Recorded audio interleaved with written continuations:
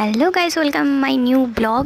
তো আজ ছিল আমার কাঁচরাপাড়ায় ক্রিয়েটিভ ইমাজিনেশনের শ্যুট। তো আমি এখানে অপেক্ষা করছিলাম মেকআপ আর্টিস্টের জন্য, অনেকক্ষণ আগেই পৌঁছে গেছিলাম। তারপর হঠাৎ করে দেখি একটা ষাঁড় বসে আছে।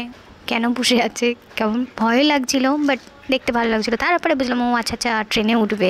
তারপরে আমি মেকআপের ফুটেজ নিতে ভুলে গেছি। তো সেখানে পৌঁছে যাওয়ার পর আমার অর্ধেক মেকআপ ডান, খুব তাড়াতাড়ি মেকআপ করিয়ে দিয়েছিল। আর কলকাটা এত সুন্দর লেগেছে, আমার খুব সুন্দর লেগেছে।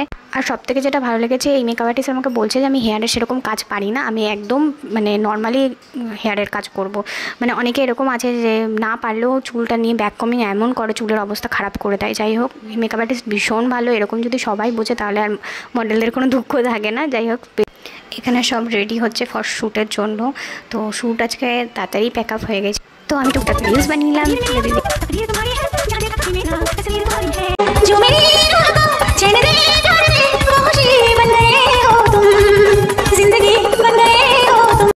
বেরিয়ে পড়েছিলাম বাড়ির উদ্দেশ্যে। তো তারপর আর ফুটেজ নেওয়া হয়নি।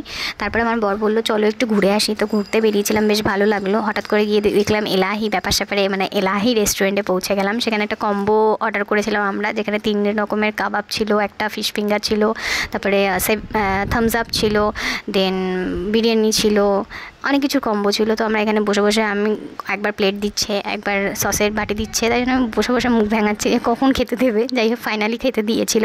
তো তারপরে ফুটেজ নেওয়া হয়নি। তারপরে এই যে বিরিয়ানির ছিল প্লেট। যাই হোক, মোটামুটি কষ্ট শেষে খেয়েছিলাম, প্যাক করে নিয়েছিলাম ফর শাশুড়ি মার জন্য। আর এটা আমার মোস্ট ফেভারিট, মুড়ি আর মিষ্টি। যাই হোক, নিয়ে এসেছিলাম। তো দেন আবার বাড়ির উদ্দেশ্যে রওনা দিলাম। আমার বর সাথে থাকলে আমার বেশ ভালোই লাগে। তোমরা চাইলে নৈহাটি সেন্ট লুক স্কুলের উল্টো দিকে এলাহি অবশ্যই ভিজিট করতে পারো। অনেক এই লুকের বাকি ফটোগুলো আসতে চলেছে ফেসবুকে মৌমিতা মল্লিকের। টাটা।